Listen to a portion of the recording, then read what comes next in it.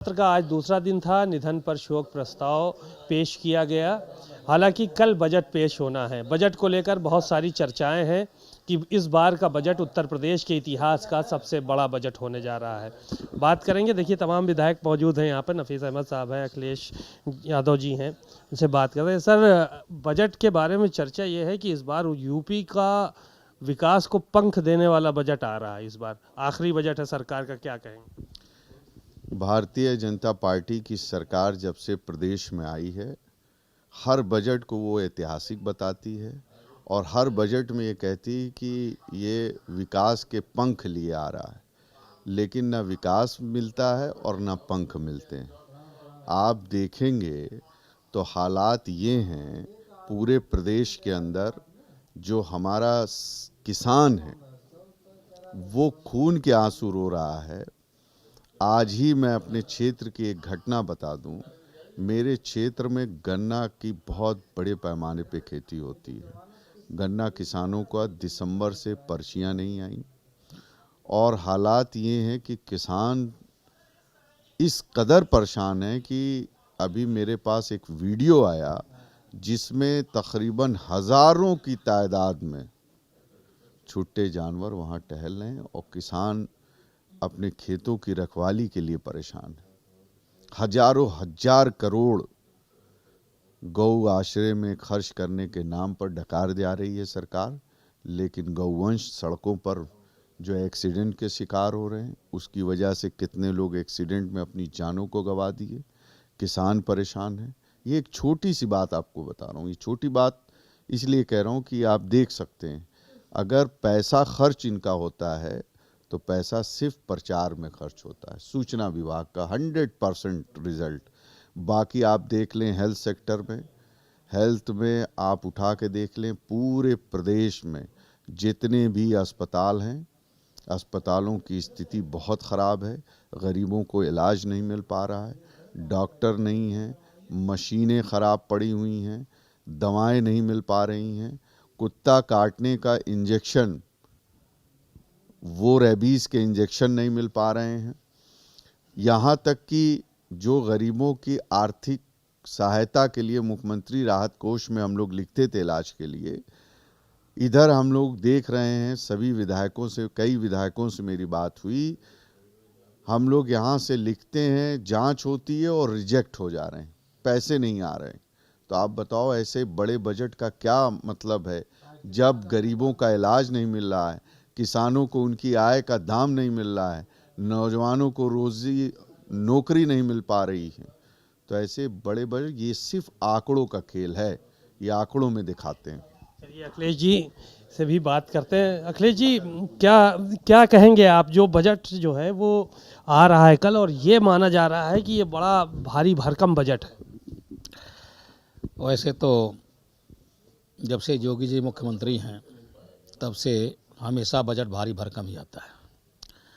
और भारी भरकम सिर्फ पढ़ने के लिए होता है, पन्नों को देखने के लिए होता है। जनता के हित में कहीं बजट इनका भारी भरकम नहीं होता है। पूरे प्रदेश के अंदर गन्ना किसानों को भुगतान नहीं मिल रहा है। हमारा उत्तर प्रदेश मुख्य रूप से किसानों का और बुनकरों का अर्थव्यवस्था वाला प्रदेश है। किसानों की स्थिति नाजुक है। हमारे कई साथियों ने आपसे बताया भी। बुनकरों के क्षेत्र में लगातार प्रयास किया गया कि सरकार बिजली बिलों में रियायत दे करके इस कारोबार को आगे बढ़ाए, इसलिए कि यह सरकार को जहां टैक्स जमा करने वाला क्षेत्र है, साथ ही व्यापक पैमाने पर रोज़गार देने वाला भी क्षेत्र है। बिजली बिल इतनी महंगी हो गई कि लोगों के पावरलूम बंद हो रहे हैं और बुनकर त्राही त्राही कर रहा है। प्राथमिक शिक्षा की स्थिति नाजुक है, आप देख रहे हैं। कॉलेज बंद हो रहे हैं, अध्यापकों की भर्ती नहीं हो रही है। मेडिकल के संबंध में, स्वास्थ्य के क्षेत्र में लगातार सरकारी अस्पतालों पर भीड़ बढ़ रही है। न तो डॉक्टर हैं, न तो कोई दवा है, न कोई इलाज करने वाला है। हार और थक करके मरीज़ निजी अस्पतालों की तरफ जाते हैं। पूरा प्रदेश, उत्तर प्रदेश अराजकता का शिकार है और एक व्यक्ति की तानाशाही का शिकार हो रहा है। कोई भी इनका विभाग काम करने वाला नहीं है। नीचे से लेके ऊपर तक सारे सरकारी विभाग भ्रष्टाचार के केंद्र बने हुए हैं। थाना, तहसील, कचहरी सब भारतीय जनता पार्टी के लोगों ने घेर करके दलाली का अड्डा बना रखा है, कहीं कुछ होता नहीं। यह बजट निश्चित तौर पर उत्तर प्रदेश की जनता को राहत देने वाला बजट नहीं है। चलिए, शुक्रिया। देखिए, विधायक और भी यहाँ पे सब मौजूद हैं। सर, कल हंगामा किया आप लोगों ने, कहा जा रहा है कि राज्यपाल के अभिभाषण में जो हंगामा किया, समाजवादियों के ब्लड में है अराजकता, ऐसा भारतीय जनता पार्टी के लोग कह रहे हैं। भारतीय जनता पार्टी अपने निकम्मापन छिपाने के लिए समाजवादियों पे आरोप लगाते हैं। भारी भरकम बजट की तैयारी है भारतीय जनता पार्टी की, सरकार की, और यहाँ अस्पतालों में मरीज मर रहे हैं। जनप्रतिनिधियों के बार बार लिखने के बाद भी एक पैसे अस्पताल में नहीं जा रहे हैं। तो इस सरकार क्या क्या कहा जाए कि मरीजों को का इलाज ना करा सके। उस सरकार की कितनी बड़ी उपलब्धि हम लोग माने। किसान परेशान है, छात्र परेशान है, व्यापारी परेशान है, बुनकर परेशान है, यानी सारे लोग इस सरकार में परेशान है। क्राइम आसमान छूता जा रहा है। अस्पतालों में दवाइयाँ नहीं है, डॉक्टर नहीं है, उपकरण खराब पड़े हुए हैं। अब इस सरकार का मतलब क्या? सड़कें टूटी पड़ी हैं। ये हर घर हर नल योजना जो चलाए पूरी तरह से फ्लॉप है, भ्रष्टाचार का शिकार है। चलिए, ठीक है, शुक्रिया। थोड़ा सा और भी बात करें सर। अराजकता की बात आ रही है आप लोगों को लेकर कि अराजक समाजवादी पार्टी के लोग हैं, इसलिए कल भाषण नहीं पढ़ने दिया। हालांकि राज्यपाल ने खुद भी पूरा भाषण नहीं पढ़ा। एक तो राज्यपाल ने पूरा भाषण पढ़ा नहीं। वो जिस तरह से पन्ने पलट रही थी, लग रहा था कि वो भी कोरम में पूरा कर रही हैं। वो जान रही थी कि ये झूठा पुलिंदा है मुख्यमंत्री का दिया हुआ, और मुझे केवल पढ़ने के लिए दिया गया है, काम तो कुछ हुआ नहीं।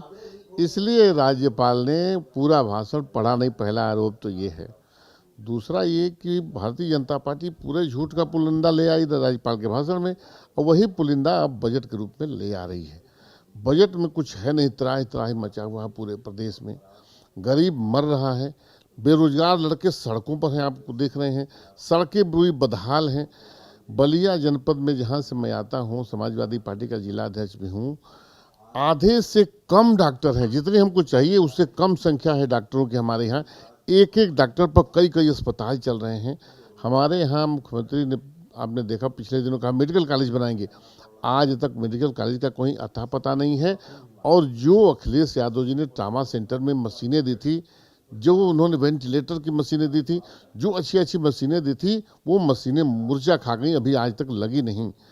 तो हम तो ये मांग करते थे इस सरकार से, बजट दिखावा है तुम्हारा। आप स्वास्थ्य के मामले में बलिया केवल रेफरल अस्पताल बन गया है। मेडिकल कॉलेज तो बनने में 3 साल लगेगा। आप कम से कम उसी अस्पताल को ठीक से चालू करो। आपका डॉक्टर को हार्ट अटैक होता है और मशीन नहीं, डॉक्टर वहीं मर जाता है। तो बहुत बदहाल स्थिति पूरे प्रदेश की है। और ये इनका बजट पहले ही लीक हो चुका है।